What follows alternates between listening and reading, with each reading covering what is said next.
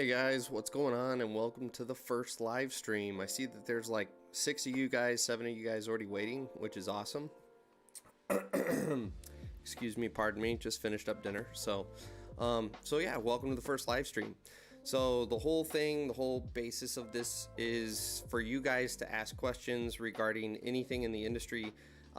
Tonight's topic, in fact, I should probably put this on so that you guys can see what's going on here. Tonight's topic is really anything goes.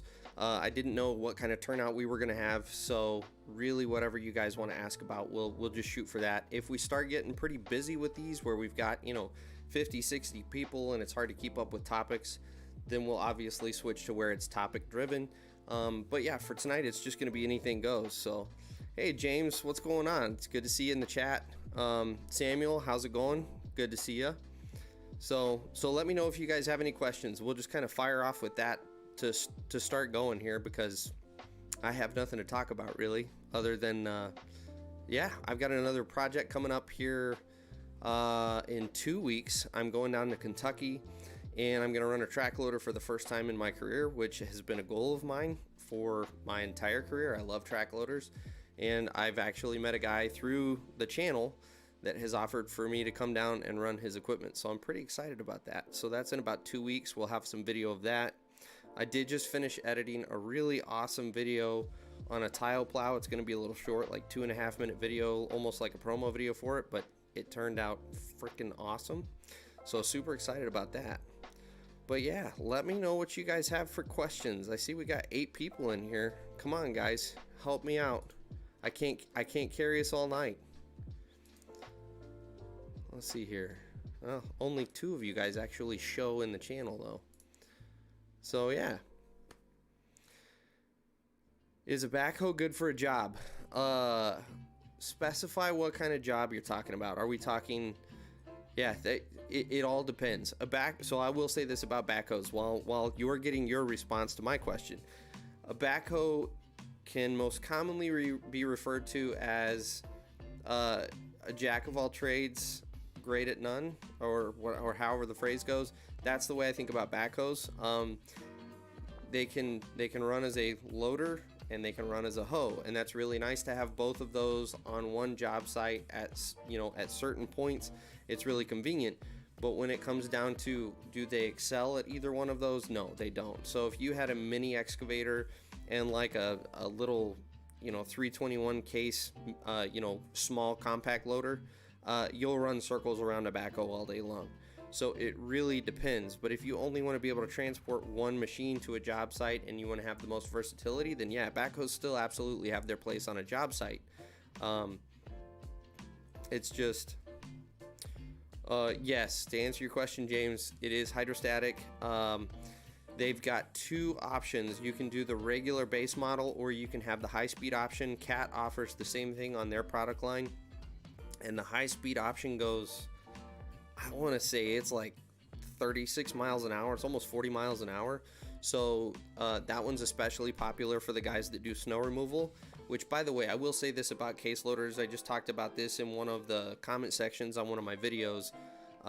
Or maybe that was that yours, Gibson? James? Sorry.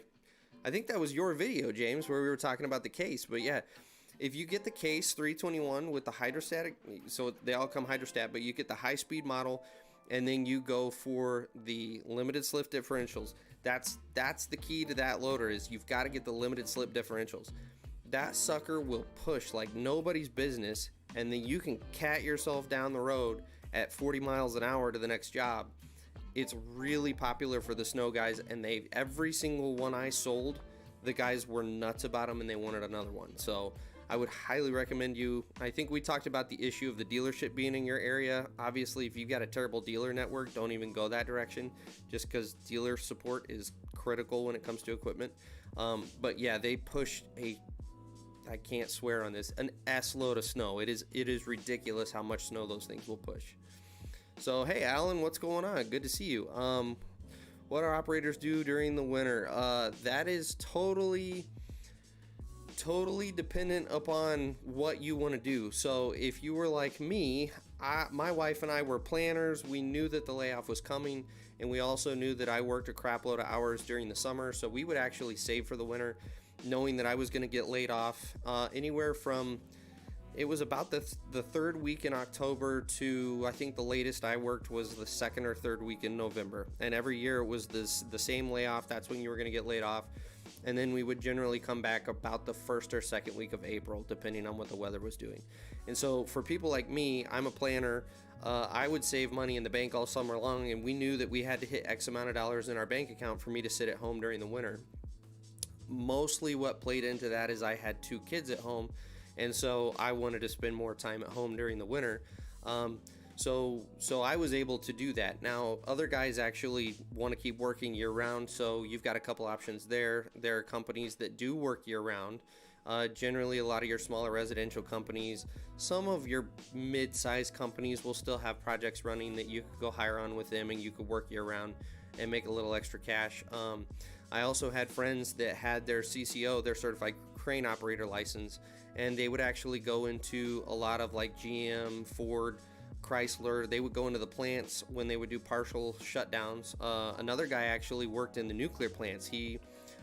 Fermi is one of the big nuclear reactors down around just north of Toledo, and he would actually go and work in the nuclear plants in the winter. And those guys, between the construction they would do during the summer and what they were able to do with their CCO license in the wintertime, those guys would clear like 150 to 160 grand a year, no joke. So there's really good money if you do want to work year round. I always like the layoff. I like being able to spend time at home with the family, and I always plan for that. Should you go through the union? Alex, that's a great question. That's one I get asked all the time. And here's what I will tell you. Wages will be better right off the bat through the union. That's just the way the business is. You're going to get seat time a lot quicker in the union, and you're going to get a lot more I guess book education through the union. But if we're talking, and so if that's your primary focus, which most guys, that is your primary focus, I'd say 100% go union. Now the flip side of that is, one of the things that I really, really talk about and preach about all the time on my channel is spending time on the end of a shovel. And I know you hate to hear that, most guys do, but the experience you get while you're on the end of a shovel is so valuable. And that's one thing that I feel really lacks on the union side, is being down in the hole on a shovel, watching experienced operators do their thing and really hone their craft and perfect their craft.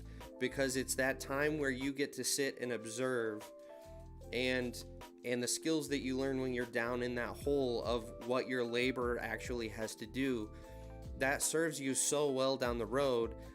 That's the one thing about going the union that I really dislike, is you don't get that time. And because it's the fundamental building block of the rest of your career, I think it's so crucial. I think everyone should have to do it. And so for that reason, I would actually push you not to go union right off the bat. I would push you to go with a small to mid-sized company where you will be a laborer for a year, 8 months, somewhere in there, until you can get some seat time, just because it is so worth the experience to do that. So yes and no, depending on what way you want to hear it, and really that's your call on what route you want to go. Let's see here, James. Yeah, so and that's where I don't know the conversion factor between kilometers and miles, but yeah, those case machines are freaking fast when you get the high speed option. Brian, that's awesome. That is awesome. So that's one thing I've been asked a lot of times on my channel too, is am I too old to start a career in heavy equipment? And I tell everybody, no, absolutely not. I mean, go get your certifications and go hire on, because it's always going to be fun. There's always room for more operators, especially with the skilled trades being in the state they're in right now. That's exciting. I'm really excited for you getting into this industry. It doesn't matter how old we all get. We're still big kids that want to run big iron. So I'm super excited that you're getting to do that, even at a later stage in life. That's awesome. I'm really excited for you. Sam, I'm assuming you're still talking about the backhoe. Yes, I spent a fair amount of time on backhoes. I worked for a residential company, and the backhoe was one of our primary cleanup tools that we would bring into a sub when we were getting towards the end of everything. just because of like I talked about earlier, the versatility of having the loader bucket on the front. We could still do some piecework with the hoe on the back that we didn't need a dedicated excavator, but then you could use the front bucket to clean up and everything. I've also used, man, when I was with the big company I worked for, Dan's Excavating, I spent the better part of 6 months on a Cat backhoe, driving up and down a job site. My primary job was erosion control. I had 2 laborers that worked with me, and we just, every time we had a rain or anything, you always have little, riprap dams and stuff that get blown out. Excuse me. And so my job was to drive around and repair those with my 2 laborers.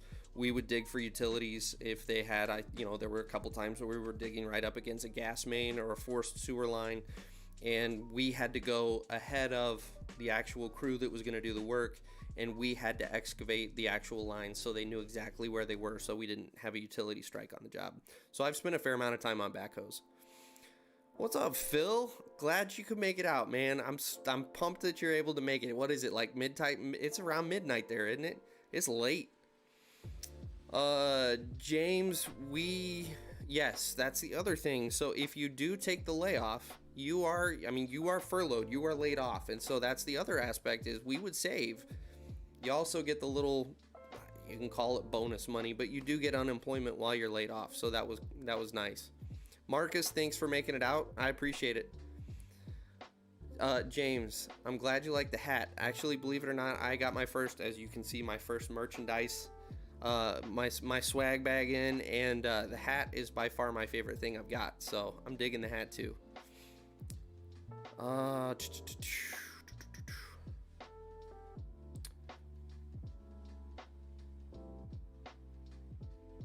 So is the backhoe fun? Yes and no. It's fun because you are a little more versatile. So, if you're running an excavator, you're clearly not going to run 3/4 of a mile, 2 miles down the job. You're typically restricted to one spot.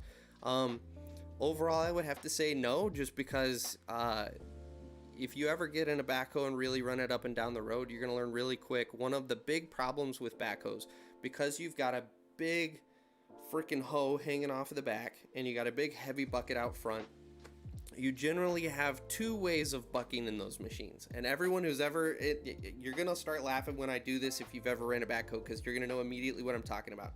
You're either going to buck this way, back and forth, or you're just going to buck up and down the whole machine. The whole time you're going down the road, you're just doing this.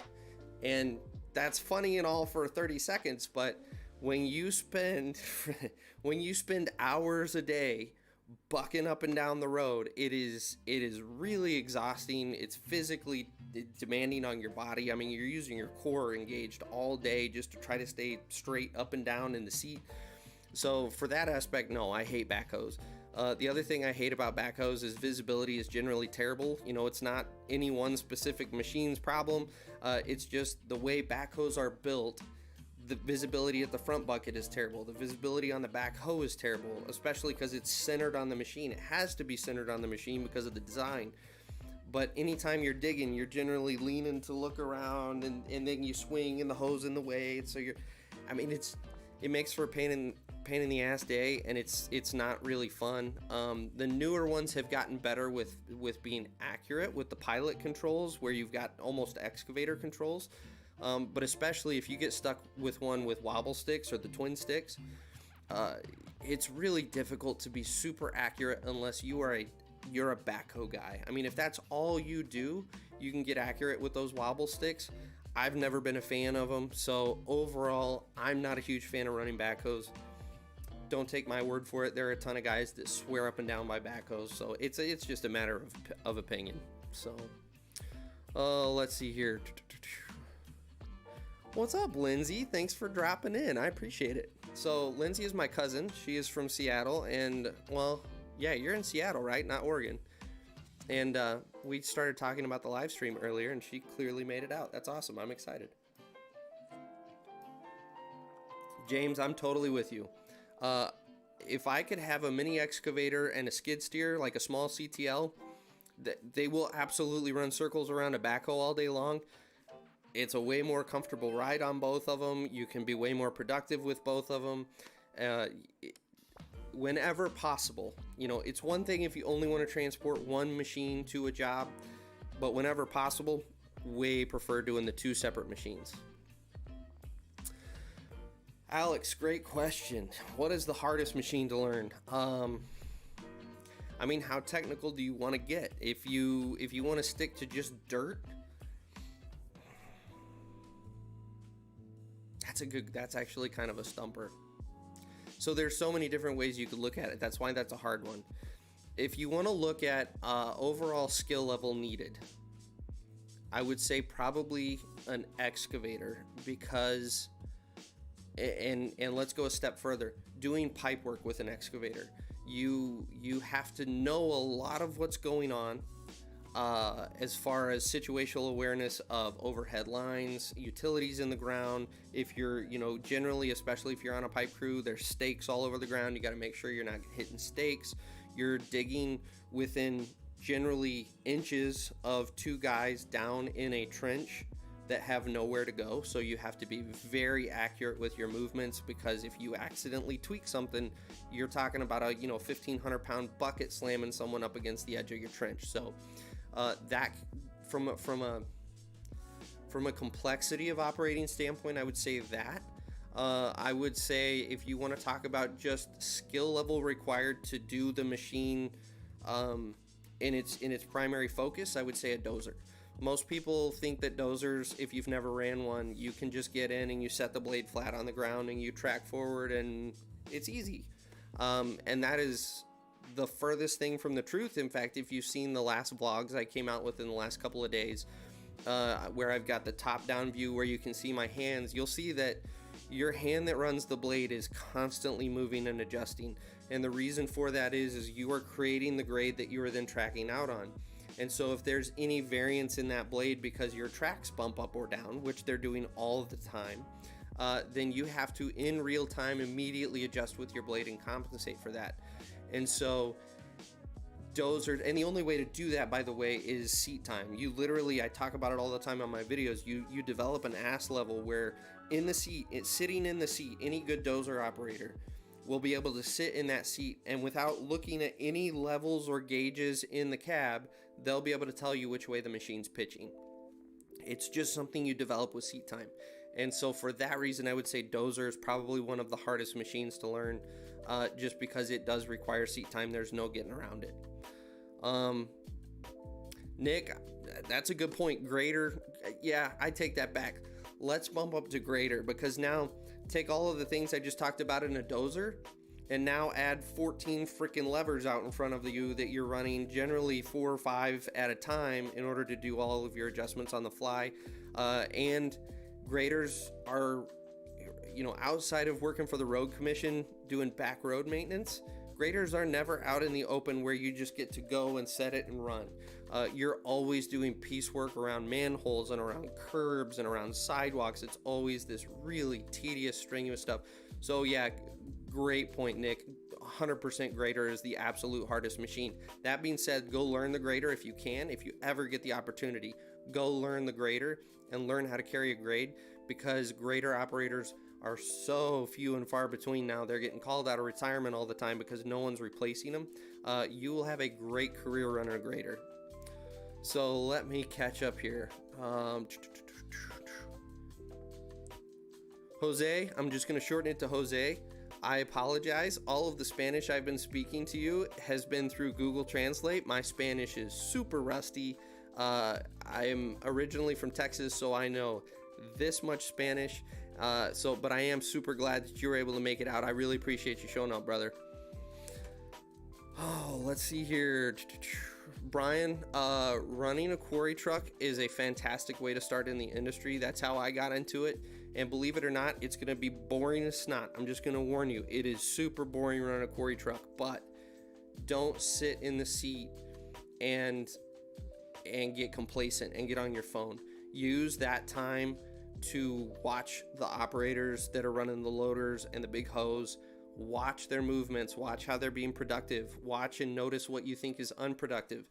This is a common misconception too, that if you have no experience in the industry, you can't sit there and make judgment calls on how someone's doing something. There's a fine line there. Obviously, you don't want to be the guy, first of all, don't say anything. You don't want to be the guy that shows up on the job and goes, hey, by the way, I know you've got 30 years of experience in the seat and you're doing it wrong. But at the same time, there's nothing wrong with watching operators both on YouTube and in real world scenarios and picking up mentally, okay, that guy did this faster. I think if I were in that seat, I would do this. Absolutely use that time. You can start developing your craft before you're actually in the seat. And you do that through observing other operators. So all that to say, as boring as it's going to be getting in that rock truck, pay attention, keep your phone down, and really use that time to kind of start to learn how to operate.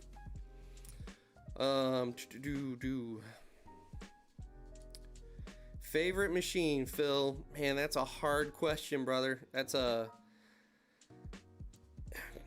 So I will say, from keeping my mind busy and the challenge of the job, hands down running a loader for a pipe crew.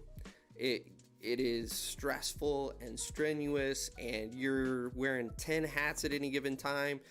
You're coordinating the logistics of where trucks need to dump. You're making sure that the foreman knows how much pipe is on the ground and if he needs to order more material. You're having to lay out pipe in front of the hoe and keep up, but at the same time not get in their way. You have to anticipate where structures are going to go. So you're driving around reading grade stakes when you have a free second. Literally, you start the loader in the morning, you grease, and the second you put that loader in gear, you don't stop until quitting time. So it's stressful and it's hectic, but man, that is a fun job. When you get on a crew, especially, and you'll find this in any aspect of the industry, when you get on with a good crew that you really click with and you're working as a team, you become kind of one moving entity, and it is a blast. It is a lot of fun working on a crew where everyone clicks together. So from that aspect, I would say a loader. But if you're just talking about just a pleasurable operating experience, I would say I love days when I get in like a 349, a decent size excavator, and I get to sit in bomb trucks all day. To me, that's just like Zen operating. I'm happy, I'm in my element, I'm chilled out, and it's just relaxing. Yeah, Nick, totally. Excavator, you've got to be fast and accurate. Or I'm sorry, in the grader. Yeah, you've got to be fast and accurate.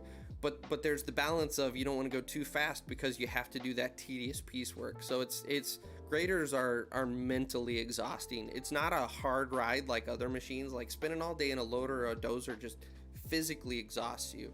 A grader, generally, you're in a decently smooth ride, but it's more the aspect of mentally you are drained at the end of the day. Yeah, Nick, running grader for snow removal is actually a pretty gravy gig because there's not with the exception of some maybe weird stuff, you're able to set the blade almost and float and go. And yes, James, got a new chair. This actually was my upstairs office chair because the old rocking chair just wasn't hacking it down here. My ass was quite sore after the last live stream, so I told my wife we're not even going to talk about it. I'm just going to go buy a chair.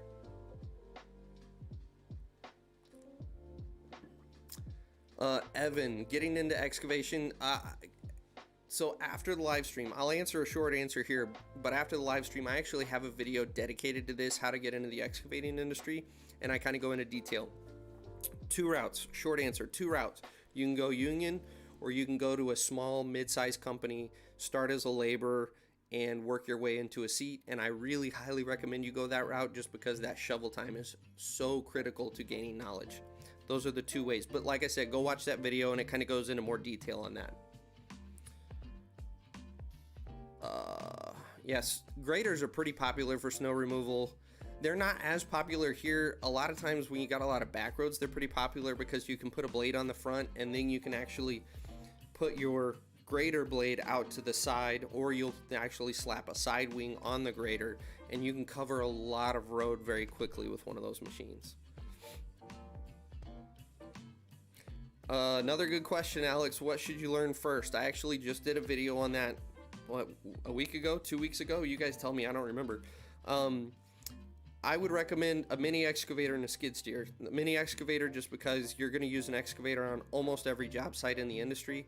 And then a skid steer because you do a lot of dozing with a skid steer, so you kind of start getting a feel for how you need to pitch the bucket up and down as your tracks, undulate with the ground.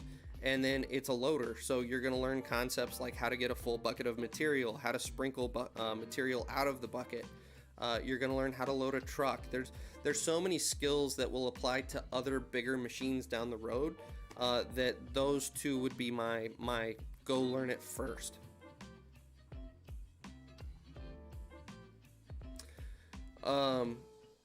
Dirty Diggers. What is your name? I can't remember your name, man. I'm sorry. I'm a terrible person. I'm sorry. But yeah, I've been on a grader probably 3 or 4 separate times, and it's been on small jobs where I've been able to dink around just because, and it's part of the industry's fault that grader operators are so few and far between, because generally when the grader shows up, it's towards the end of the job. Everyone is marching, if not sprinting, to the finish line.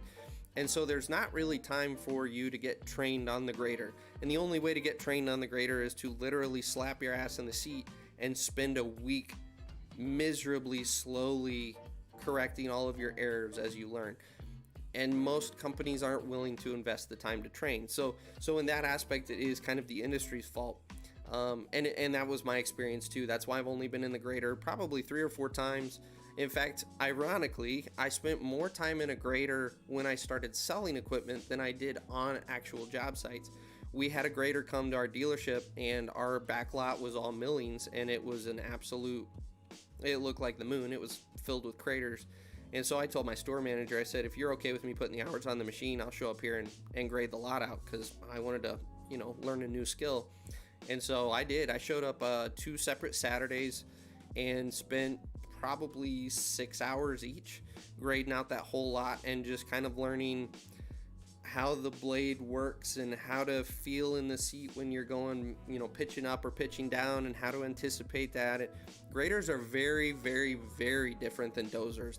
The same concepts apply, but the blade's in the middle of the machine now, and you've got a super long wheelbase as opposed to a dozer where your track is following the blade. So really weird dynamics that happen there. So but it was a lot of fun. I really enjoyed the grader.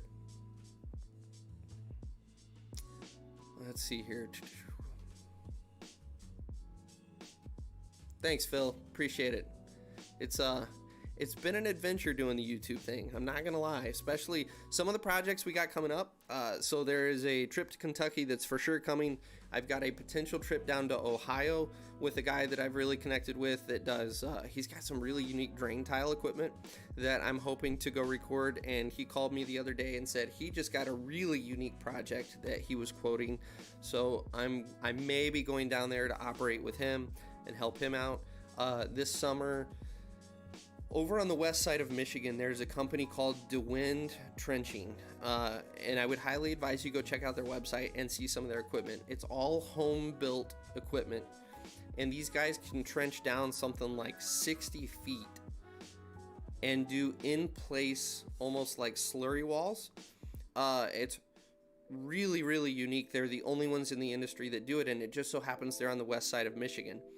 Unfortunately, all of their equipment travels all over the U.S. They're rarely in Michigan, but I did talk to the owner of the company, and she did say they had a project coming up in, I want to say, the Illinois area this summer, so I'm trying to get down there to do that. So lots of stuff planned, assuming that we can get the ad revenue and the merchandise revenue up to where I can continue to do this full-time this summer. It's only going to get better, hopefully, Phil.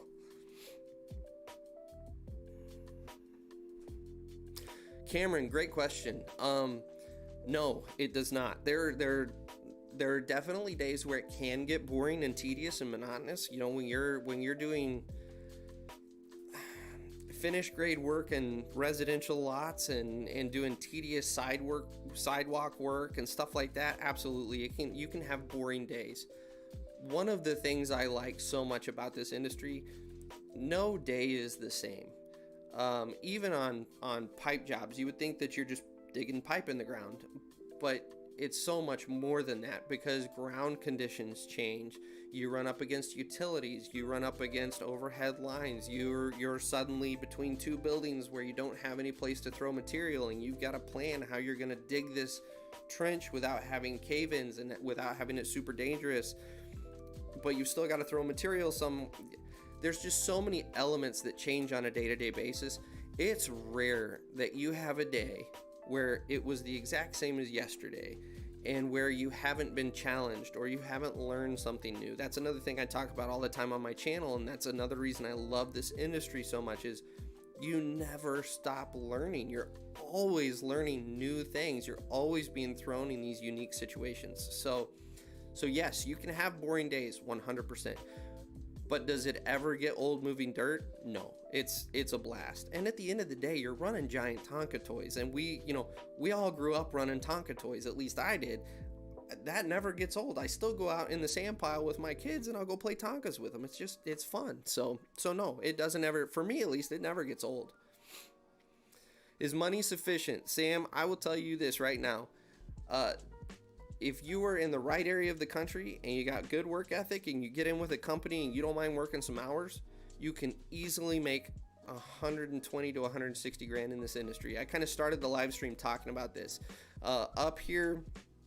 So I'm just going to talk about my work history. This is not a guarantee. This is not me saying you're 100% going to get this, but I will tell you about my history. When I worked for a large dirt company up here in Michigan, we worked 6 to 7 days a week. Generally, it was 6 days a week.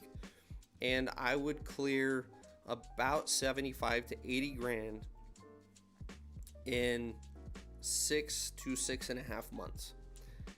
From there, I would take the layoff and I would sit at home. But you can absolutely go find other companies that do winter work, or if you go get your CCO, a lot of guys would go into the plants doing crane work. Crane scale is even higher than road scale. So and this is to all you guys, if there's any interest you have in hoisting, I've kind of not been down the hoisting road on this channel, just because it, to an extent, while it is related to our industry, it is a whole different animal. And I've kind of been back and forth on whether I really want to go down that road at all on my channel. But all that to say, hoisting gets you in a whole other tier of income, and it is absolutely year-round work. You can get in with the plants. If you get in with nuclear plants, man, pay scale, I don't even remember what pay scale was in the nuclear plants, but it was freaking great. So you get these guys that do road work during the year, then they go into the nuclear plants, easily 120 to 150, 160 grand a year. So yes, the money is absolutely there.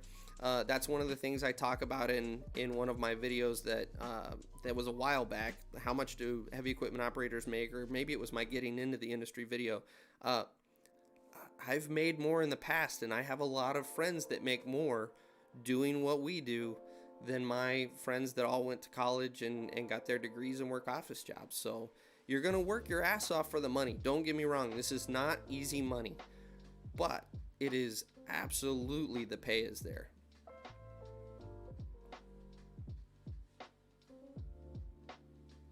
Absolutely, Brian, thanking me for the advice. Absolutely. That's what this channel is all about. I'm here to give advice. I'm here to answer questions. I have a really unique background that because I sold equipment and I have industry contacts on the manufacturer side. If you guys have questions, by all means, ask away, because if I don't have the answer, I can go hit some of these industry contacts out or hit them up, and I can go get answers for you. In fact, I've got a video hopefully coming out in the next couple of weeks, 3-4 weeks, where I'm going to talk to one of my industry contacts about how new intelligent machines, the autonomous machines, are going to change the industry, and kind of we're going to sit down and speculate between the two of us how we think they'll impact the industry. And that'll be really interesting, because he is on the manufacturer side. He sees the stuff that we don't get to see on this side of the table. Andrew, I'm sorry about that. I can remember that though, because that's my cousin's name. That'll be easy. So let's see here. Where at in Illinois? I don't know, Alan. She wasn't specific on telling me where that was at. I told her I would call her in the spring and start bugging her. So when I find out, I'll definitely let you know, because I know that's kind of your neck of the woods there.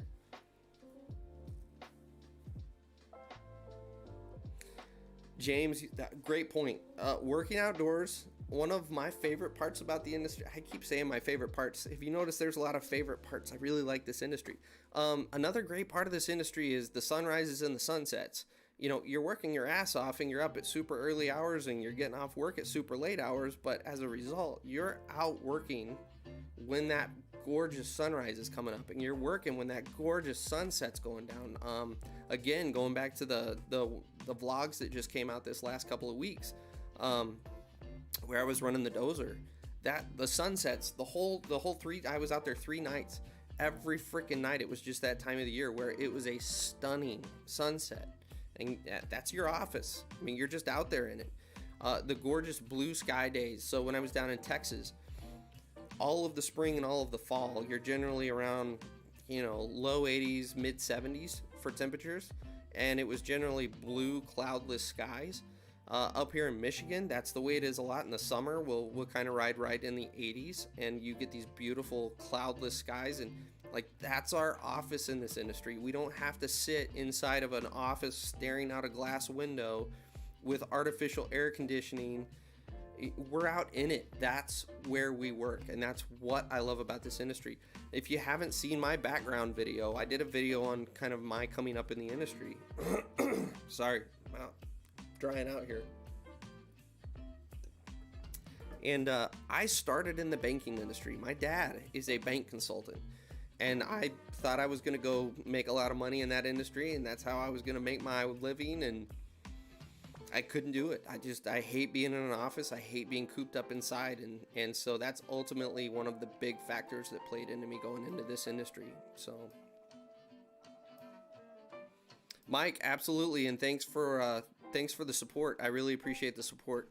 Like, everything that I've been able to do this last year, I got fired from my job back in March, and this is what I've been doing full time, and that is 100% because of you guys. So I get a lot of thank yous from you guys, but really the thank you needs to go to you guys, because you are making this possible, and I do really appreciate it. Bobcat excavators. Nick, good question, and I actually have some very relevant recent experience with Bobcat. What is it? I think it's the E series, right? It's E32 or 35, or I'm not a fan. In all honesty, I'm just not a fan. They're decent machines. So I'll say this, and this comes from my selling equipment days. No one in the industry puts out a truly, again, got to watch the swearing, SE machine. And I'll go a step further.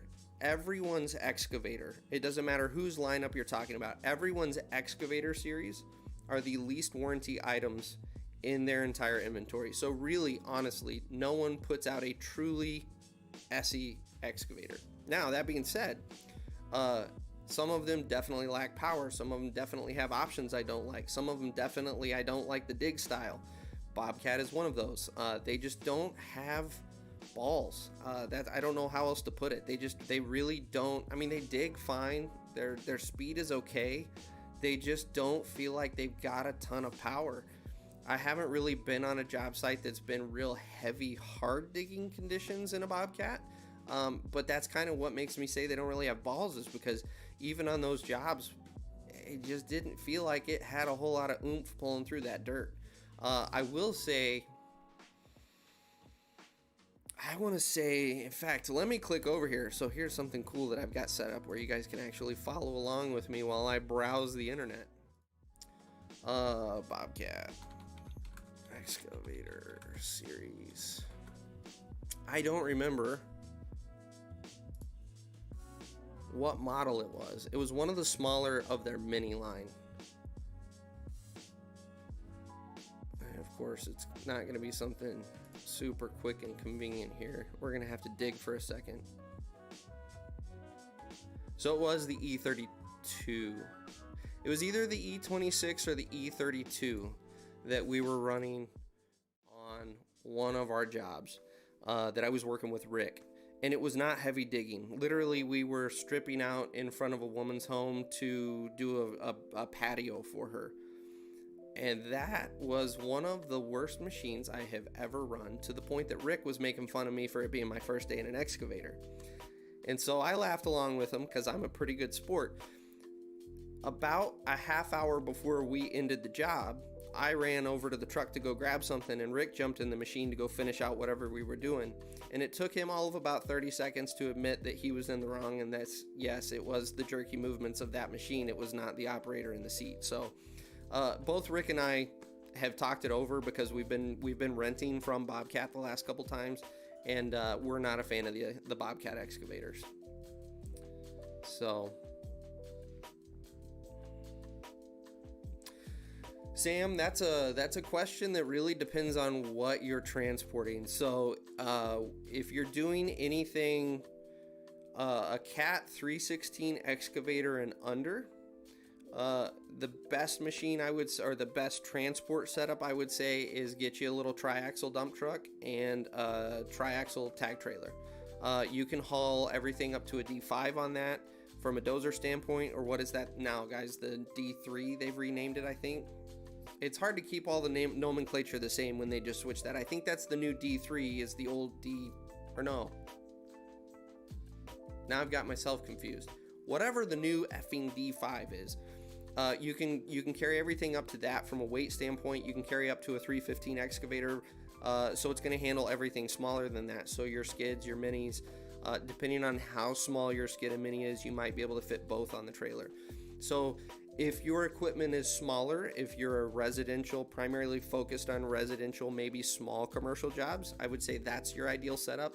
But the second you cross over to a 320, what did the 320 turn into? I don't remember what they renamed the 320 a couple years back. But once you kind of break into that next tier of excavators, you're going to have to go get a lowboy. And even there, this is a hard question to answer, because it's also dependent upon what state you live in and what your weight restrictions are. So I can haul a crap load of weight up here in Michigan. We've got really, really lax weight restrictions that don't necessarily apply to other places. So all that to say, it's kind of a difficult question to answer, because there are a lot of variables in that one. Andrew, that's a great point. And it's kind of an industry joke, is, your dad's in the construction industry when you grew up as a kid, driving around seeing all the jobs that he worked on. 100% true, but that is a source of pride for all of us. I did what Andrew does. So if you guys don't, by the way, if you guys don't watch Dirty Diggers channels, go over there and subscribe to that guy. Same with James over there, Gibson Landscape. Both of those guys have really good channels. James has been doing a lot of snow removal stuff. Andrew with Dirty Diggers does a lot of residential stuff. So if you really want to see what my background was, go watch Andrew work. His job sites, no joke, Andrew, every time I watch one of your videos, I can feel my blood pressure rise, because I'm back in those days where you're tedious tiny lot sizes and you're having to deal with all these effing things that are in your way, and it's just a pain in the ass. But at the end of the day, the cool thing about doing the residential thing, and I'm sure it's the same way with you guys, is I can go to a whole area in Novi of like 6 or 7 different subs, and 80% of the homes, probably between 50 and 80% of the homes in each one of those subs, I personally dug the basement, I personally backfilled it, I personally finish graded the lot. Like, someone built the house, but that lot is mine. I did everything on it. That's my work. And then we've got a big highway project that I was a part of that's 10 miles from the house here. And, you drive down the center, and every freaking riprap dam on that job, I put it there. Every center drain on the manholes that catch the storm runoff, I set those with my 2 laborers, and I bet there's 400 of them. And that was what we did for probably 3 months, is set those things. And so to be able to go back through and show people not even people, to be able to look back at the end of the day and see how you've changed the landscape and how you've changed this whole area of the world. It's just awesome. And there's not a whole lot of industries that can do that. So another great point about why this industry is so good.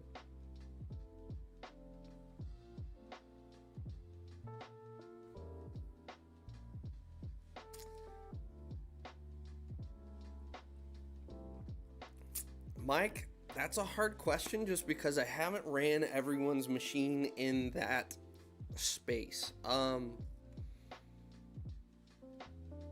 I will say this, I'm a little biased because I sold Case and I sold Kobelco excavators. On the small lineup, I've never been a fan of the Caterpillar small excavators just because when you get that tiny, Cat really gets cramped on their cab space. In fact, even on the large zero swing machines, the 325 I think is Cat's like 20-ton zero swing. The cab on that thing, like no joke, I'm 6'1" and I'm knocking my knees getting in and out of the cab. For whatever reason, they don't emphasize cab space on their machines. So I tended to steer guys towards the Case excavators on the small ones. Now I will say, just to be fair and try to be unbiased, pretty much all of those small machines have a boom design that is patented by Yanmar. And so everyone's boom geometry, and I might be wrong on this, so don't 100% quote me, but this is what I was always told. So everyone's boom geometry is going to be about the same. If you notice, almost everyone's engine in those small machines is a Yanmar engine. Excuse me again. We had tacos tonight, so, you're just going to have to bear with me. So, that being said, I like the Case machines because, to kind of go back to my point here, the Case machines have a really nice cab. So, if you like creature comforts, if you like having a nice feeling machine, Case did a really good job. If you wanted to step down, save a little cash, Kobelco puts out any of Kobelco's lineup. They're solid excavators. In my opinion, they're the best excavators on the market all the way up, especially I would say in their larger excavators. But that being said, Yanmar is a great option. Yanmar puts out a solid machine. They're cheap because there are no bells and whistles on those machines. I mean, you're talking a bare bones machine. You're lucky if you get an enclosed cab and nothing feels polished inside the cab. It's a very basic machine, but as a result, Yanmar was always able to sell like $5 or $6 grand under what we could get at our lowest price at Case or Kobelco. And it's simply because they strip those machines down and it's a digging machine. A lot of times we were going up against an open cab excavator. I couldn't even order open cab excavators anymore from Case. Like, that's where the industry is at, is everything is coming from the factory with a cab on it, but Yanmar still offers that stripped down model. And it's a great machine. So all that to say, Yanmar's a totally viable option, but as far as my favorite and the best, I honestly can't tell you just because I haven't ran everyone's machine in that size class. Yeah, it's nice, Andrew, it's nice being able to drive around those neighborhoods. It's pretty cool, but it bores the snot out of my kids, so.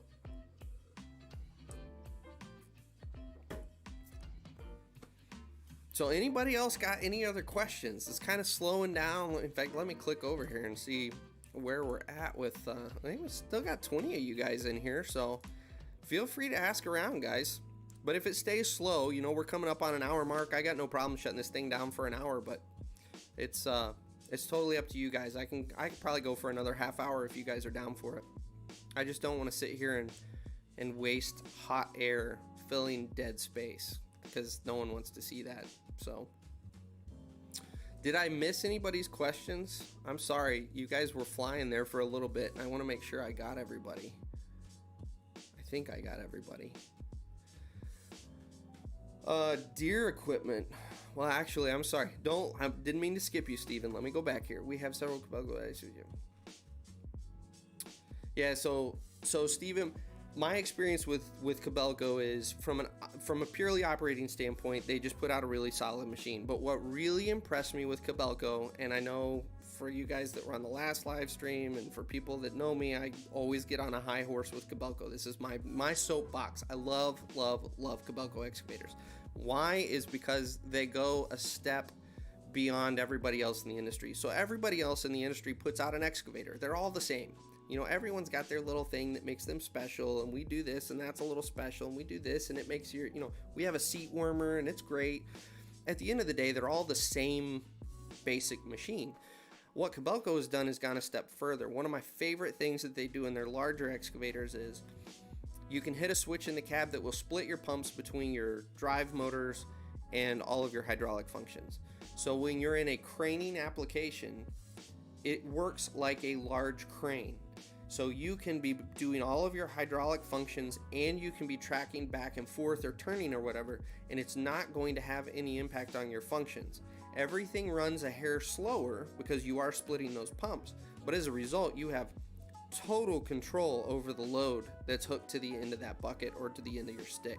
Nobody else in the industry does that, and I don't know if they have it patented or not, because I don't know why everyone else wouldn't jump on that feature, because it is huge. For anybody who's ever set large storm pipe, that is huge to be able to have that kind of a control over your load. They've also got a lot of stuff that comes just as basic equipment on the excavator, like the body edge guards, and they've reinforced a bunch of stuff on the body and on the boom and the stick. They're just really solid machines, and in almost, you can take spec sheets and put them side by side, and in almost every category, Kobelco will outperform. So I've just always been a fan of Kobelco. As far as Deere goes, it depends on what machine you're talking about. I think it was the 700 or 750 dozer. It's whatever their dozer is that's the equivalent to a D6K. That's how, and fair warning, that's how unfamiliar I am with Deere's line. So I've only run a handful of their machines. The bigger dozers I was happy with. They did a pretty good job. The excavators, kind of similar to what I talked about with Cat, on their smaller machines, they tend to not focus as much on cab space. And I was never a fan of that, especially on the, what would it be? Probably like a 312 size machine.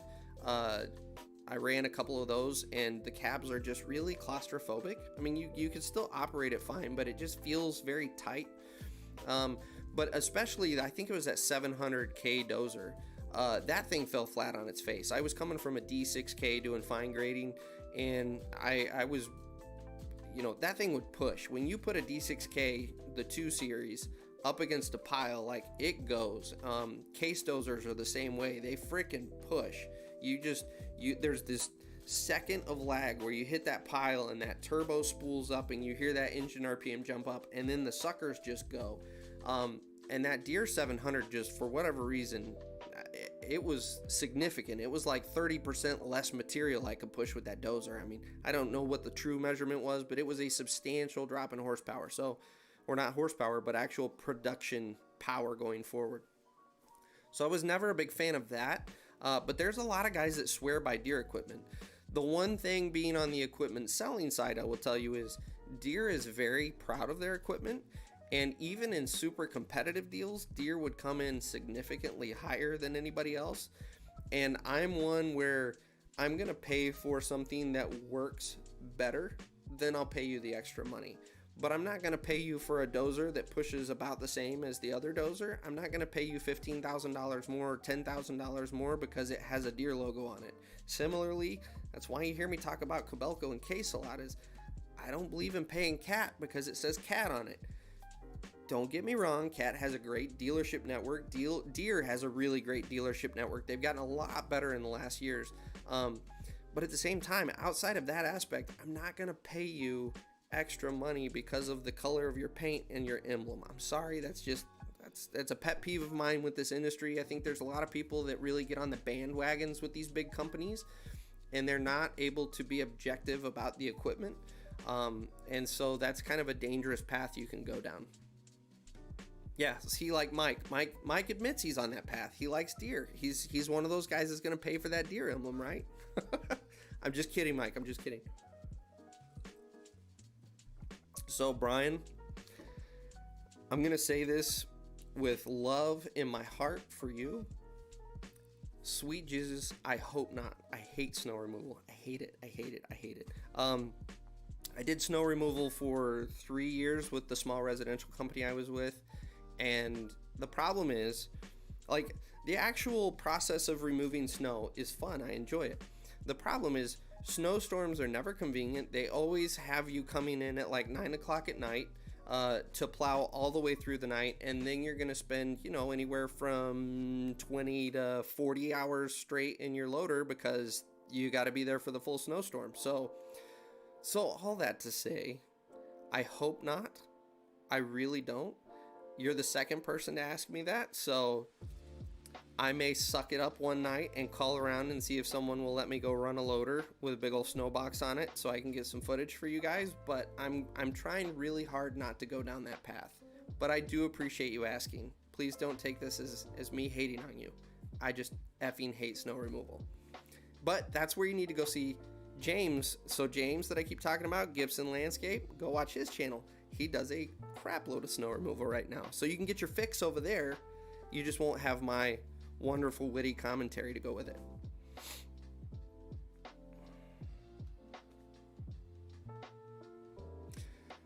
Ryan, advice for the new guy.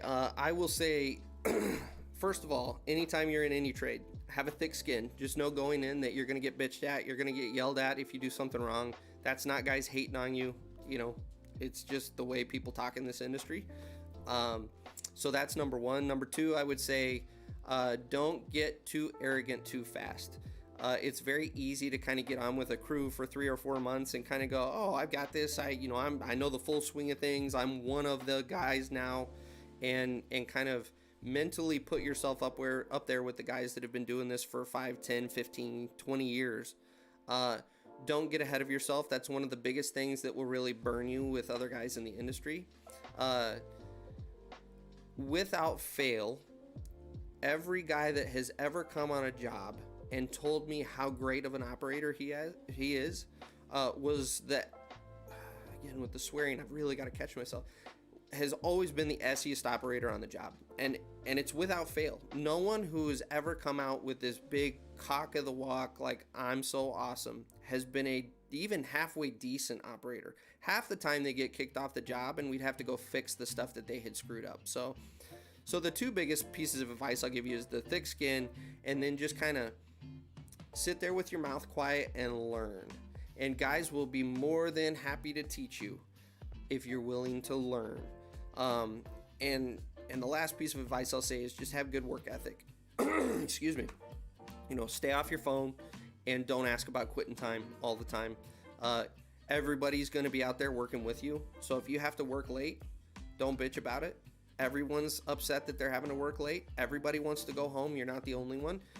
So that's another great way to kind of burn yourself with the guys, is to be the guy that goes, oh man, we got to work late. Well, yeah, everybody feels that way. Nobody's saying it. But you'll be fine. I mean, honestly, a lot of guys, including myself, it can sound scary. Like everyone's going to jump down your throat and you got to walk on eggshells. No, it's fun. It's a lot of fun. You're going to do fine.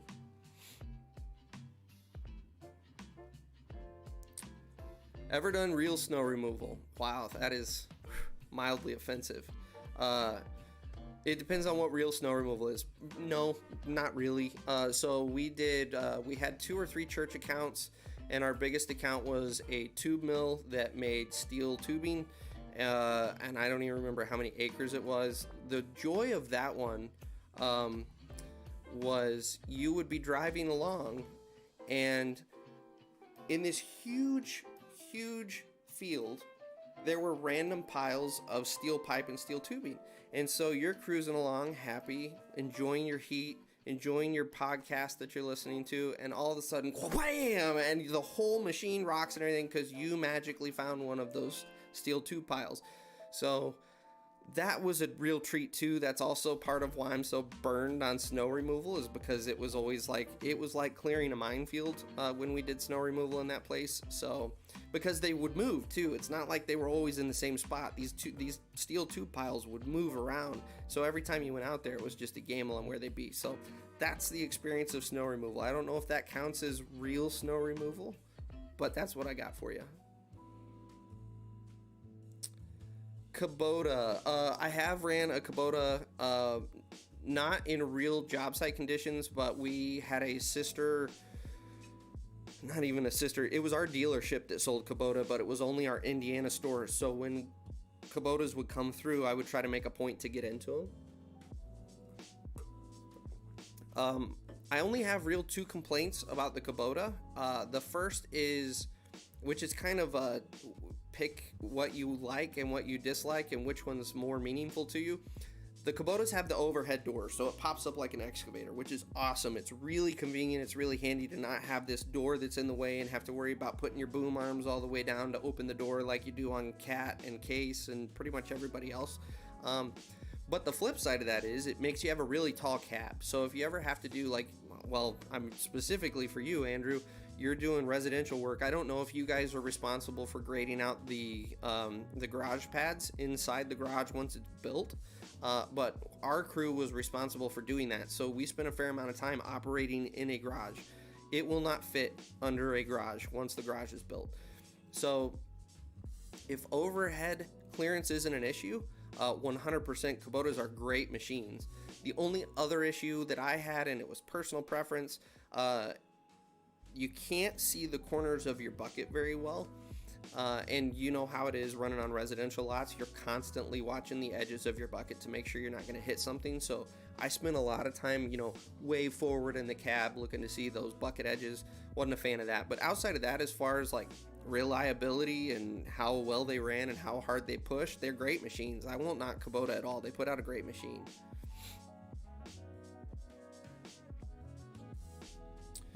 No, Nick, I have not ever ran a loader that big, especially in an urban setting. I have not done that sort of snow removal. We were primarily, we had our handful of accounts that we did.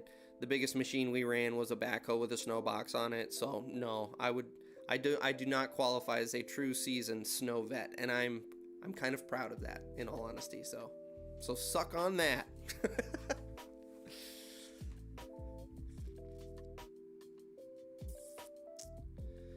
Spring cleanup on rural roads. What do you mean specifically by that, Brian? Are you still talking snow, or are you talking about maybe going out with a grader hand on county roads and doing something like that?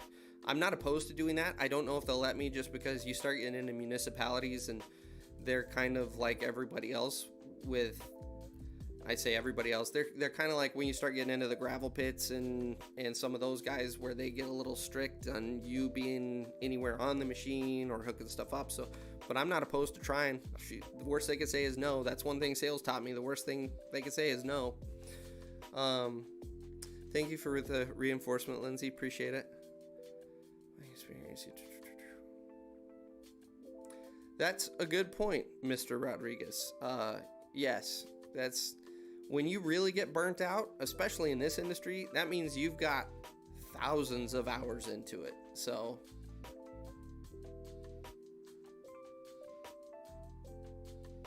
I agree, James. I want to see that too. So Nick, go out. You can get yourself if you don't have a GoPro, you can get a GoPro for about, what is it, $300, or you can get the knockoff for like 70. And from what I've been reading, and I know this because I research all this stuff because I make videos, you can get the knockoff for like $70. And from a video quality standpoint, it's just as good as the regular GoPro. The only reason I haven't gotten one yet is because you can't hook up an external microphone to it, so you're stuck with the kind of SE audio that comes out of it, which, if you've watched my channel for a while, you know that I'm anal about the audio quality, and that's silly, but that's what I get all uptight at. But all that to say, I'm thinking about going and getting one of those cheapies for doing my riskier shots, like when I was hanging it outside the dozer on my last video, or the one where I did it under the track. Like, there's been a couple shoots I've been on where I've wanted to get a really cool shot, but I wasn't willing to risk my $300 or $400 GoPro. So, but yeah, go out and get one and make us a video and then post it, and I will point people to it, or shoot me the footage and I'll post it up here for you so people see it. But I want to see that blower and the grader. Hey, thanks, Rachel. On my website, which if you look down, which site is it? Down here. Oh, that's good timing, isn't it? In 2 or 3 cycles, that will link to my website. It's dieselandironproductions.com. And I've got a store there so that you can pick up merchandise. Thank you for pointing that out.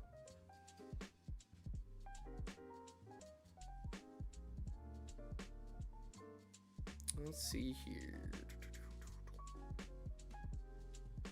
Nick, that's right.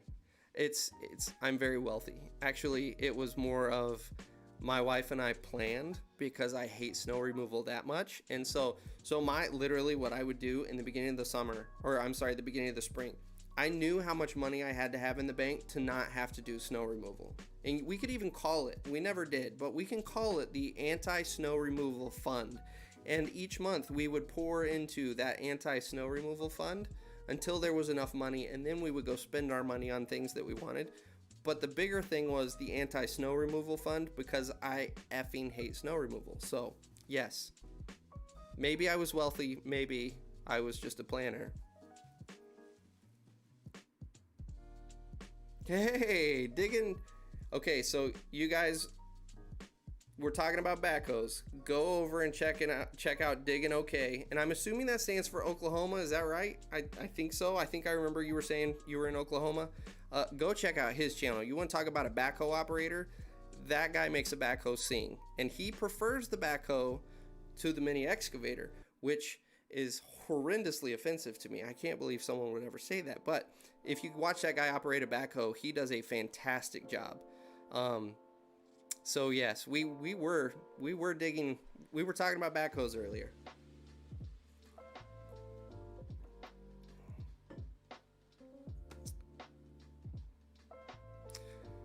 So James, I have not worked in a quarry. The closest I got to that was when I was down in Texas. I worked for a road crew, not even a road crew. It was more of a site development crew. And they had a pit that I didn't go work in, but first of all, let me back up. Everything in Texas is limestone and requires blasting, or every crew in Texas has an old, worn out, like 325 or a 320. Literally looks like a spaghetti noodle when you're catting it around because it's so loose, and it's got a hammer on it, and that's just for excavating a hole. And so that's the closest I've been to quarry work. We did blasting on a couple of our job sites. One road job I was on in particular, our process was we had a blasting crew that would go ahead and blast about 100 to 200 yard stretch, and then we had a Cat 385 excavator with a D11 dozer pushing down to it. And then I was running, this is back in the days before I knew anything in this industry, I was running a quarry truck. And we would haul the material coming out of that end of the job, and we would haul it about 1 mile to 1.5 miles to the other end of the job where we were building the embankments for overpasses that were going in. So that's the closest I've been to quarry work, but as far as a true quarry, no. I haven't gotten any experience in that. So that's a gravy gig though. If you can get in with a quarry, it's kind of one of those things that it sets you up for life. It's boring. That's one of the few areas that every day is going to be pretty much the same. You're loading trucks, you're loading, you're loading shaker plants and washer plants. But it's a gravy gig. You get paid really well, and most guys retire out of those type of jobs.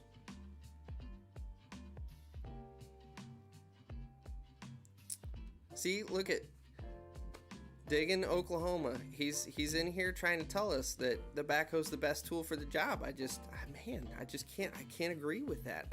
It hurts my heart. But I also can't operate a backhoe like he can. So for him, it absolutely is the best tool. If you I watched one of his videos where he was doing footers, and I think you were digging in. What were you digging in? I'm assuming it was pillars for like a warehouse or something, because you had pits that you were digging in. You want to talk about a clean freaking hole dug with a backhoe. I don't even remember what video that was to even point you to that specific one, but seriously, go watch his videos because he is a fantastic operator. Thanks, Phil. Appreciate it. Absolutely for the mention. I have no problem pointing people to good operators. That's what my channel is designed around, is teaching people how to operate. So if I can, I have no problem sending you guys over to someone else's channel that is a great operator. That's what we're here for. Jimmy, absolutely. By the way, Jimmy, I didn't see you pop in. I don't know if you've said anything yet, but good to see you. But yeah, I totally agree. One of the best backhoe operators I've seen.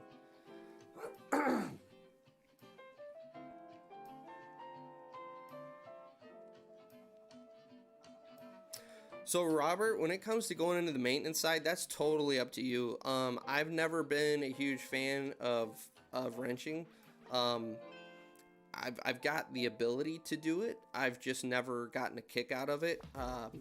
So that's totally up to you. As far as money goes, there's really good money, especially when you start getting into diesel technicians. If you can go get some certifications and then, really get some experience in the shop, there's great money in being a diesel tech. But as far as me personally, I would have no desire to go pursue that, being stuck in a shop. So you have two options there, just being straightforward with you on if you go into the heavy equipment world as a diesel tech.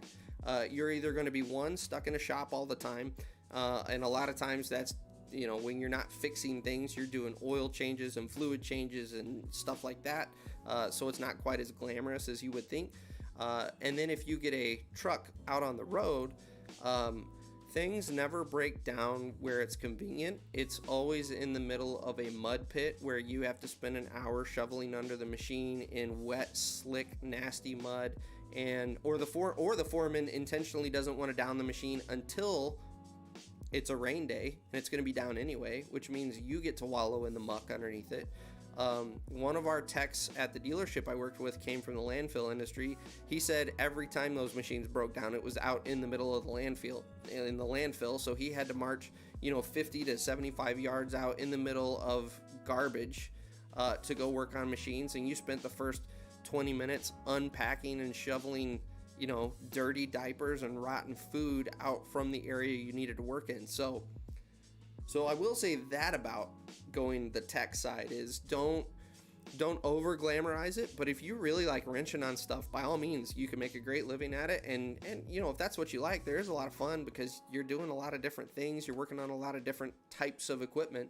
So troubleshooting is certainly more complex on, loaders and excavators and stuff than it would be on necessarily like a concrete truck or something. So don't let me steer you away from it, but at the same time, go in eyes wide open.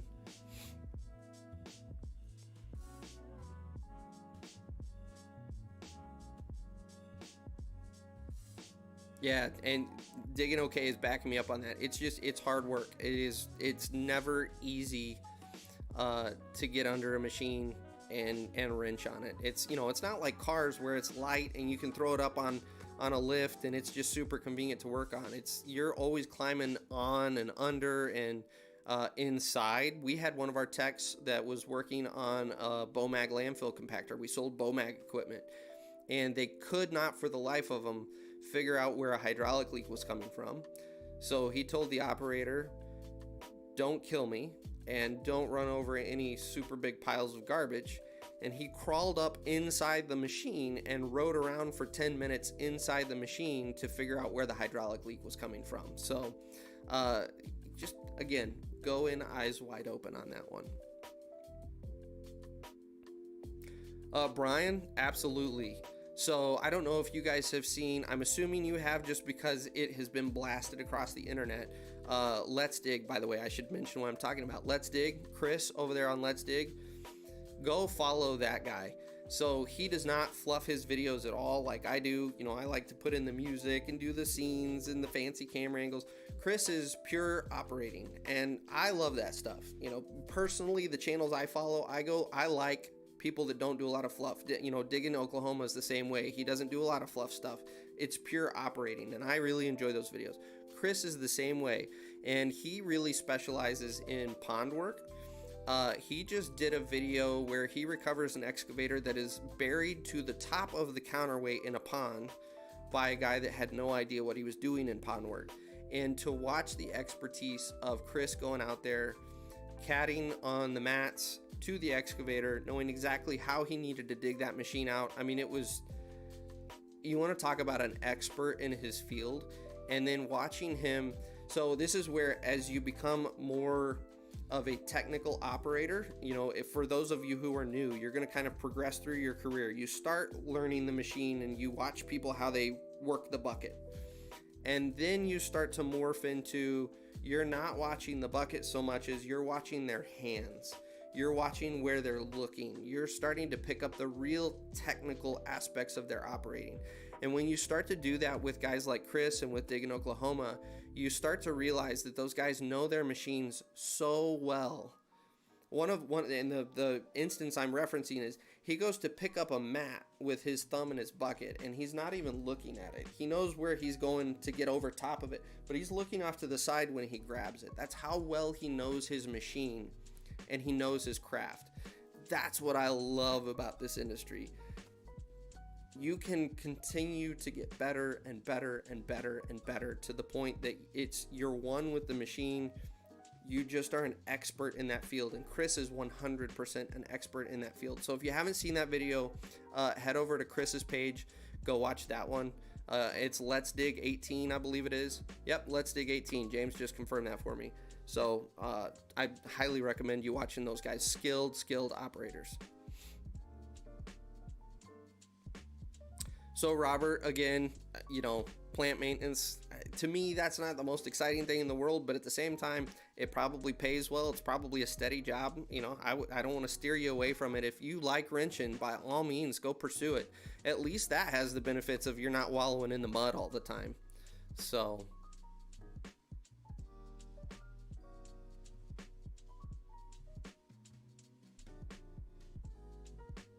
yeah, good point, Steven. Those are all great industries to go into that you're going to minimize downtime. That is one thing with going into site work or road work is, you are at the mercy of the elements. You can't open up clay grade if you got a storm rolling in. It's going to just demolish everything. So you got to wait it out and you got to let it dry out. So you do have, there have been instances when I was working in Texas, we had a rainy, so the way Texas works, and I'm sure Oklahoma is roughly the same, we would go about 7 years with almost no rain, and then you get a year where it just pummels you. And that was one of the years I was working down there, and legitimately there was a 2 or 3 month stretch where I would go 2 or 3 weeks not working because of rain. And just about the time the job site would dry out enough that we could get in there, another rainstorm would hit. And just about the time that you were able to get in there, another one would hit. And then you'd go work 2 days here and there, and then another rainstorm would hit. So you are at the mercy of the elements. That's one of the only real downsides to site work and road work, in my opinion anyway. Nick, I agree, but I will go a step further. If you're the guy, and I'm not saying this isn't you, by the way, I'm just saying for everyone, if your machine breaks down and the mechanic shows up and you haven't been moved off to another machine, get out of the cab and help the guy. I always tried to get out, even if you don't know anything about wrenching. I'm not a diesel tech, but getting tools for him, getting things out of his way, just asking how you can help him out, that really goes a long way with your techs. And it also helps you down the road. Any relationship that you can kind of build at the company you're working for will work in your benefit, because you start to get prioritized. When your AC goes out on a hot day and you call the mechanic and he's got something else he could go work on, he's going to prioritize you because you help him out. You're a buddy. So that's always something that you need to kind of think about and keep in the back of your mind as well.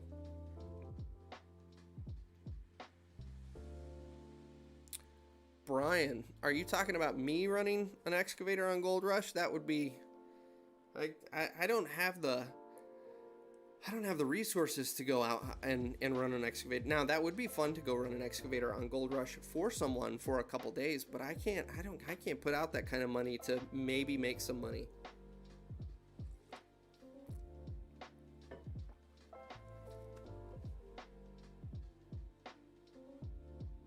Nick, I think I know the video you're talking about where he gets out on those. So that was one that I puckered up, because when Chris puckers up out on a pond mat, I'm puckered up because he knows that so well. And there was, I think I know the video you're talking about where you could tell he was nervous that he was going to lose that machine. And that one was like, whew.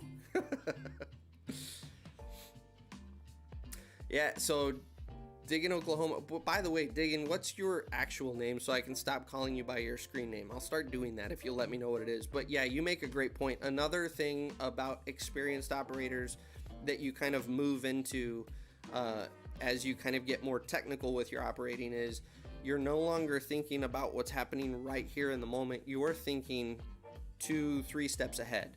That was one thing I had to figure out really quick when I was running loader for a pipe crew. If you were thinking about in the moment, you were 4 steps behind. I had to be out 2 or 3 structures in front of the guys, which sometimes was a good 300 or 400 yards down the job site. But I had those structures lined out so that they were already there. That way, when a gravel truck randomly showed up, I could tell it where it needed to dump, and I could run it down and show him. You create extra time for yourself by looking 4 steps ahead.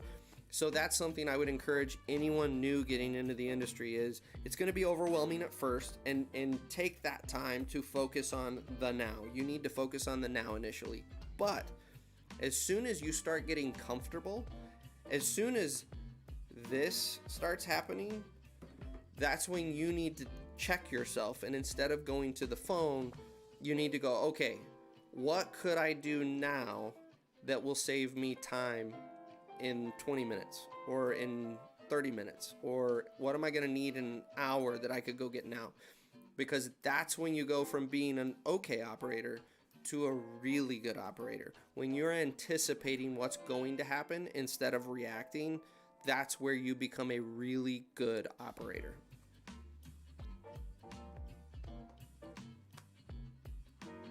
And thanks for the compliment. I appreciate that. I enjoy dozer work. It's fun. It's always been fun to me just because that is, and it's still challenging. That's one thing about dozer work, at least for me. I think it is for most operators, but I'll just speak for myself. I still have off days in a dozer. There are some days, so I'll spend 90% of my time being able to carry grade at speed and really do a fine job, and I can make a really nice pass. But there are days when you're just off and you cannot carry grade to save your life, and it feels like it's your first day back in a dozer. So I really like dozers. I'm hoping I can get some more opportunities in the near future to do some more dozer videos.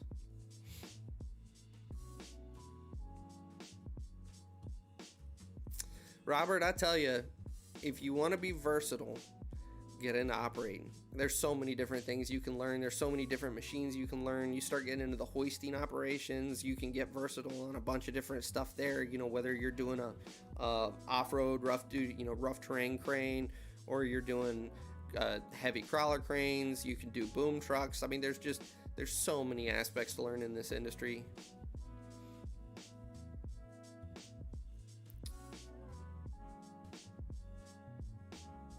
So Nick, that's interesting. So you can get a ticket for having a wrench in your hand? I've never heard that before. I don't know where you're from, but around here, that's nothing you get in trouble for having a wrench.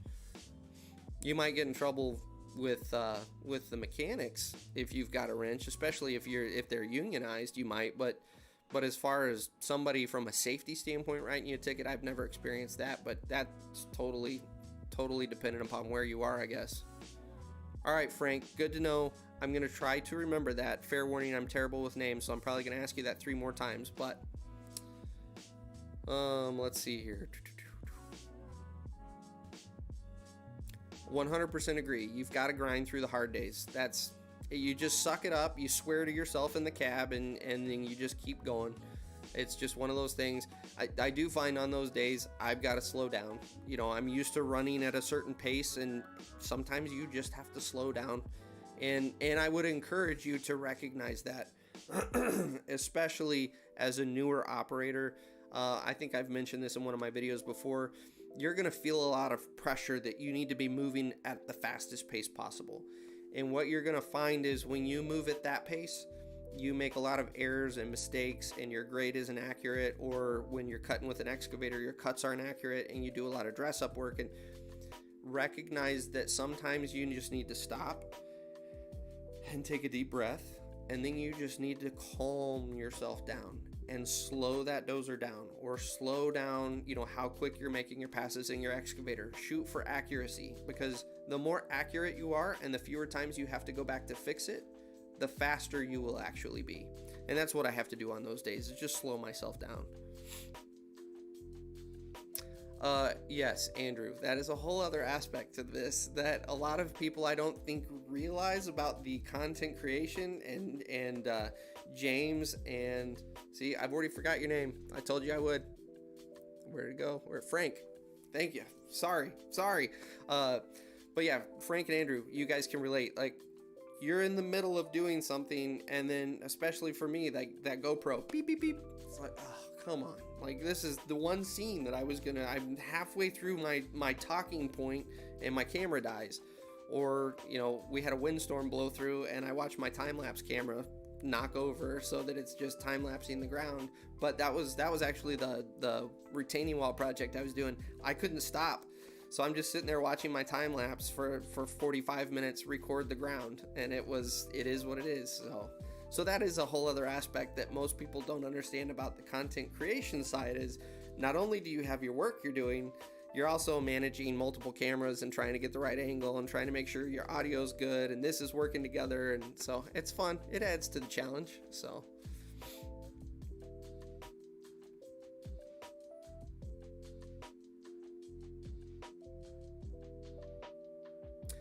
yeah, that makes sense, Nick. So I could see where you could get in trouble. Down here, we've kind of got the same thing. You could technically get in trouble, I guess, but it's pretty rare that the BA is out scouring the job site and really holding you to what you're supposed to be doing. And so you could, in theory, I've never really heard of that happening though. But as far as me helping out, the BA would be totally fine with me helping out and, handing them wrenches and doing stuff like that.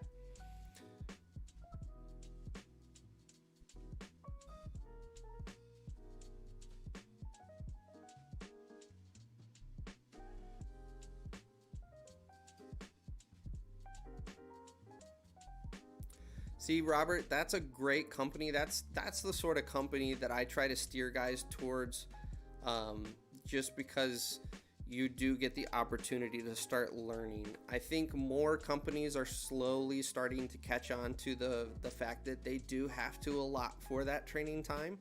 The smaller companies are going to recognize that. Bigger companies really look for operators that have experience, but slowly the industry is coming around to realize that pool of pre-qualified, super knowledgeable operators isn't there like it used to be, and they are starting to allot for that training time.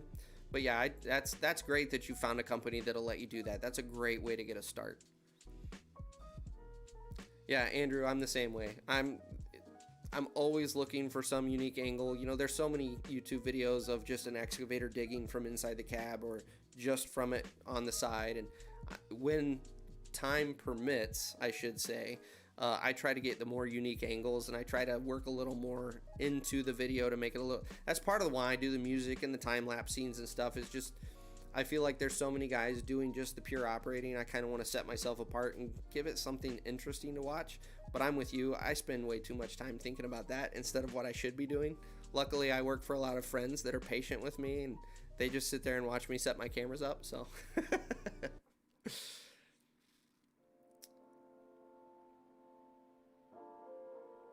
yeah, James, I bet. With all the snow plowing stuff, trying to manage cameras on top of that, I would imagine.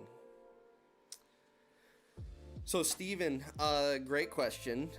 I would say for learning, I would steer you towards a smaller company for two reasons.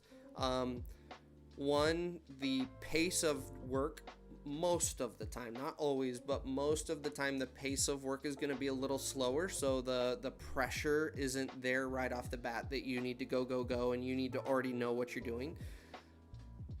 The second reason I will say it is they're going to be a lot quicker to put you in the seat. Most small companies, when they're hiring someone, they're looking for someone that can be versatile, someone that they can throw in a seat when they need to, but will labor 80% of the time. And over time, what you'll find is that will shift. So the company I hired in for was a little residential company. They were hiring a laborer, and I hired in as a laborer. But I told him at my interview, I said, look, my goal is I want to become an operator. And he said, no problem. He goes, I will start working you into the seat when the time's appropriate. I started as a laborer, and that was my job.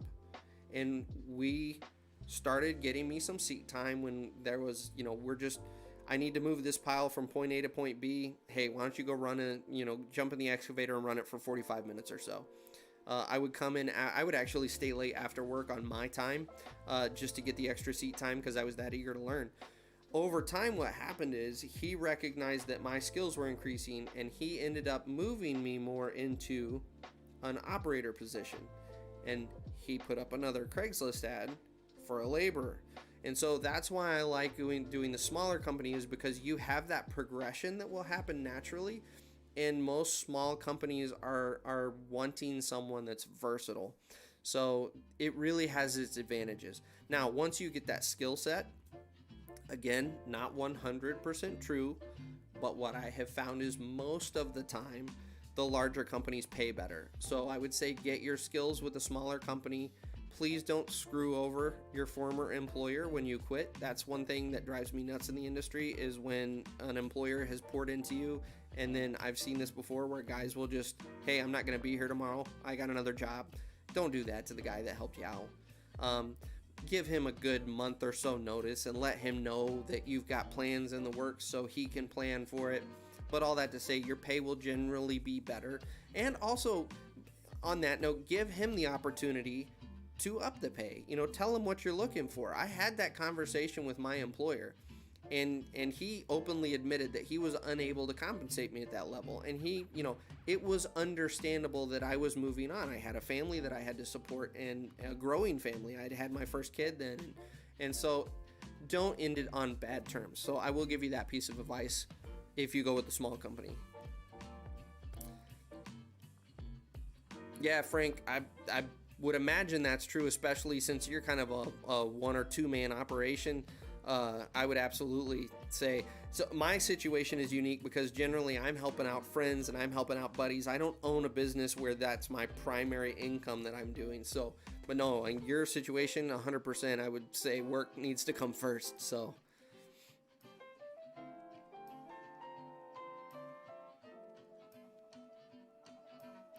Yeah, again, Nick, we have some of that, every once in a while. I would jump off the machine and help the laborers out when they needed it. I never had a problem with the laborers jumping on a machine. If there was a backhoe sitting over there and I'm in my loader and I need someone to help me pick something up and there's no other operator around, I'm totally understandable. Why wouldn't you put the laborer in the seat for the 10 minutes it's going to take?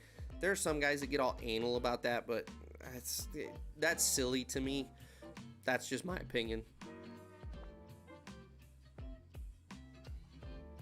Robert, that is the exact same way I feel about Frank, is how do you do that? But I know a couple other people that are the same way. In fact, one of my good friends, my personal good friends here, Angelo, which you may have seen him in some of my comment threads. He's got a channel, Reality is a Comedy. He swears up and down. He runs a Case 580 Super M backhoe, and he does all of his footings with that backhoe. And so for the whole time I was working selling equipment, I was trying to sell him a mini excavator. I'm not selling equipment anymore, and I'm still trying to sell the man an excavator, a little mini excavator, because for what he does, it would just, in my mind, it would be so much more efficient and so much faster. He loves his backhoe. There are guys out there that just love their backhoe. And like Frank just said, you get so many hours in a backhoe, how do it doesn't necessarily translate to a mini. You're not going to get the same production with 30,000 hours. Did I read that right? Yeah, 30,000 hours of seat time. How are you going to make up for that in a mini excavator? He probably will outdig himself in that backhoe just because he has so much time and he knows the machine so well. But for someone like me who doesn't have that much invested in the backhoe, I'm going mini excavator every time. So, Brian, good point. Dirt Ninja, another great channel to follow. He does a good job. He doesn't post quite as consistently, so I've subscribed to him for quite a while now. But he does, when he comes out with content, it's really good. He's a really good operator. He likes the technology too, which I'm a tech geek too. So I really like that about his channel. He uses a lot of the 2D systems and machine control. So I nerd out on stuff like that. and that's one thing that he does that I really enjoy.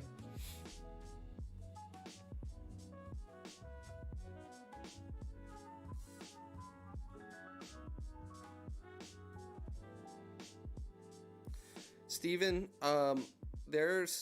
so I consider myself an operator, but I don't consider myself a great, fantastic operator. I have people talk about me being a good operator quite frequently, most of the time family members, so take it with a grain of salt. But anytime anyone's complimented my operating, and Frank and James and Andrew, feel free to pitch in on this, but excuse me, you guys have got me talking too long tonight. I don't take that as I'm a fantastic operator and I have these fantastic skills. It's more of anyone can do this. I feel like anyone could be at my level at any given time. It's just a matter of seat time. You know, there's nothing magical about what I've done. There's nothing magical about how I've gotten here. It's just seat time. And so I totally hear where you're coming from. It took me quite a while to get comfortable calling myself a heavy equipment operator. And it took me a lot longer to get confident saying that in the middle of a bunch of heavy equipment operators. So while I do feel I'm a heavy equipment operator and I'm a pretty decent one, again, there's nothing magical about it. I'm not just this fantastic operator that's just heads and tails above everybody else. Like I'm just an operator, and that's just what we do. So it'll change over time the way you view yourself. But dude, if you've been at it for 3.5 years, you're in the club, buddy.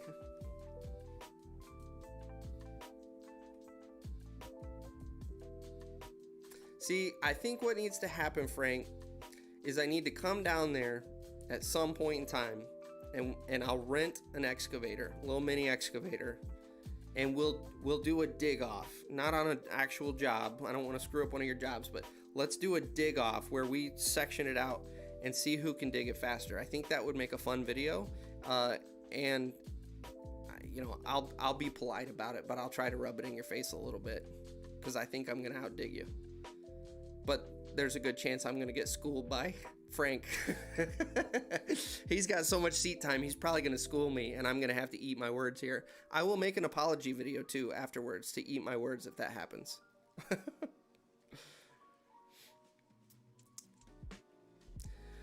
Best skid loader and mini for a small company just starting off. So great question. With any piece of equipment, so I'm gonna say something a little controversial here. I think most owner operators especially are going to agree with me. At the end of the day, it doesn't matter what the paint color is. It matters how much the salesman has your back, and it matters how much the service department is available. At the end of the day, if you're an owner operator, especially starting out, uptime is the only thing that is important. And so you might have a great Caterpillar machine that has run great for you and done a fantastic job, but for whatever reason, and Cat's really not the one to talk about like this, but we're going to anyway. But for whatever reason, the Cat dealership around you is terrible. The salesman never calls you back, which actually does happen with Cat if you're a small guy. But bigger, the service department, you can't ever get a tech out there. They just have terrible coverage. It doesn't matter how great that machine has been for the last 3 years. If you spend 2 days down because Cat can't get you a tech, that machine is worthless. So I would love to say this machine is the one, but really it's what dealership is going to be able to support your equipment the best. Now, that being said, if I were to go out tomorrow and start a company and buy a skid steer, I would probably pick a Caterpillar or a Kubota. And the only reason I say that is the Caterpillar has the dealership network. There's certainly aspects about the Caterpillar machine that are not my top pick and most amazing. I'm not a fan of their visibility in their machines, but the dealer network is there. Kubota puts out a solid machine. My experience with those machines, they didn't have a lot of downtime. The new Case B series, there's a lot of controversy on this because they just came out with the B series, but I will say the B series is significantly more reliable than the Alpha series, and the visibility out of those machines is really hard to compete with.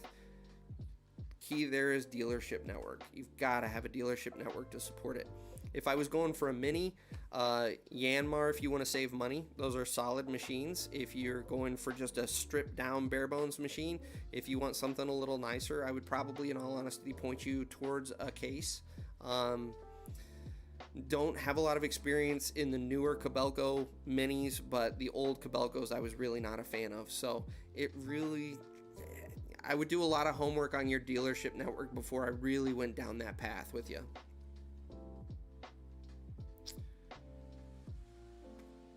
Jimmy pulling out the curveball, and he's gonna back Frank. Now, I did not see that one coming.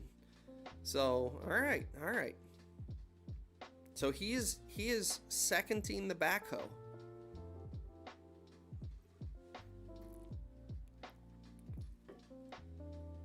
Let me see what my bank account does over this summer, Frank. If I can get some money in the bank that I could afford to come down there and do that, I would 100% come hang out with you for a day or two, and and we can do a dig off, and then I'll come film you digging on your job sites, and I'd totally be down for that.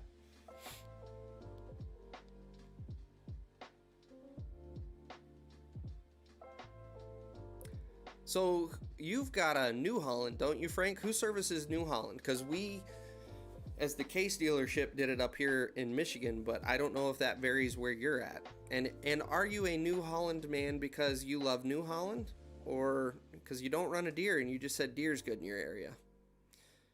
It's really hard to compete with Cat. This is, in all honesty, this is why Cat commands the money that they do on their equipment. It's not because Cat equipment is amazing, phenomenal, the bomb equipment.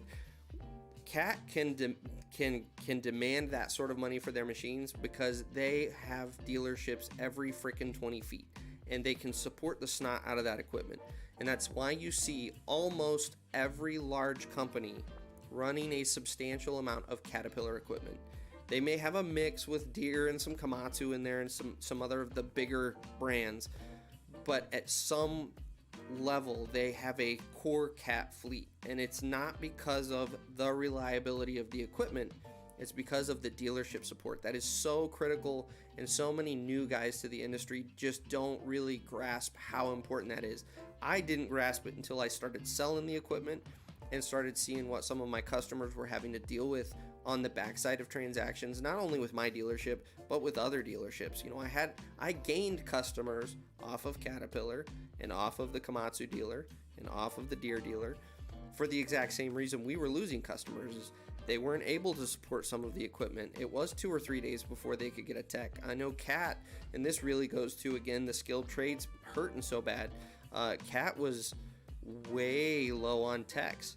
And they just could not hire any decent techs. And so as a result, you had these customers that were waiting 2 or 3 days for Cat to get a road tech out to them. And it's, you know, in Cat's defense, it wasn't really their fault, but at the same time, as a customer, you have to have uptime on your machine.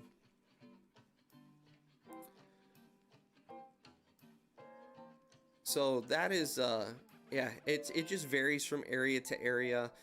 Case, I've noticed, because they're more of a Cat has done a really good job kind of standardizing their dealerships, whereas Case, there is a lot of variance from dealership to dealership. You really have to be choosy on that one, and I'm not going to go into any more detail because of my previous history. Just be choosy and really do the homework on the dealer.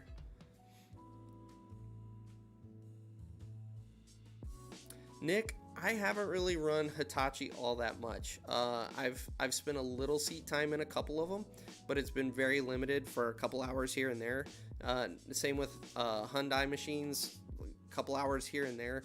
Never enough time to really get a good opinion of the machines. Yeah, I agree. New Holland is definitely on the way out. Case is kind of, it's, for those of you who don't know, New Holland is owned by Case, and Case is slowly kind of phasing that out, I think.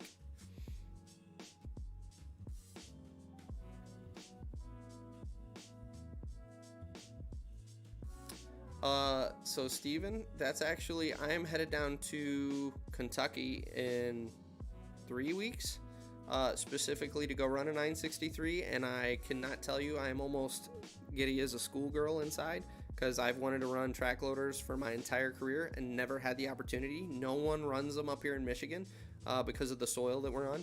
So this guy offered for me to come down and run his equipment for a couple days. So stay posted sometime in March or maybe even April. Those videos, cracking voice, man, that's killing me. Those videos will be posting up here.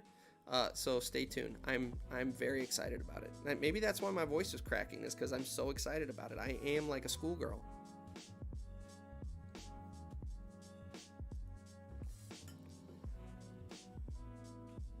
Yeah, Frank, that's another thing. If you follow Frank, he does a lot of his own maintenance, which I totally hats off to you, because I hated wrenching on equipment.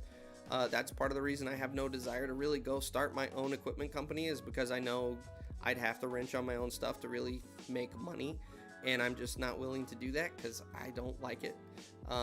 So yeah.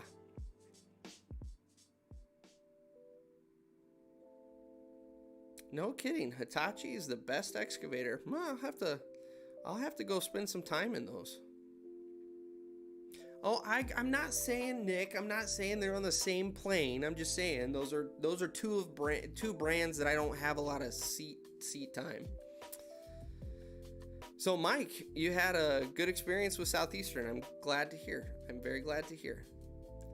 So,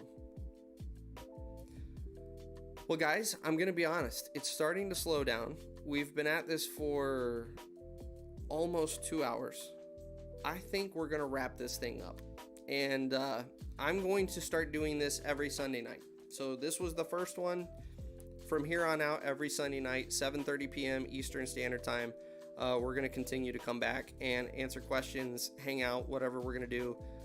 This has been a blast. I really appreciate all you guys showing up. This has been fun. So like I said at the very beginning of this, if it starts to get overwhelming, what we'll do is we'll just kind of clamp down and say, hey, tonight we're only going to talk excavators, we're only going to talk loaders, we're only going to talk getting into the industry. We'll start to clamp down a little bit and kind of cycle topics. But yeah, I think we should wrap this up, because we're in and on a high note here. I have an end screen that I'm going to go to, so the chat can stay live for a little bit. So if you guys do want to continue to chat amongst yourselves, you're more than welcome to. I'll leave that up for another 15 minutes or so. But yeah, thanks again, guys. I really appreciate you coming and hanging out. Have a good night, and we'll see you next week.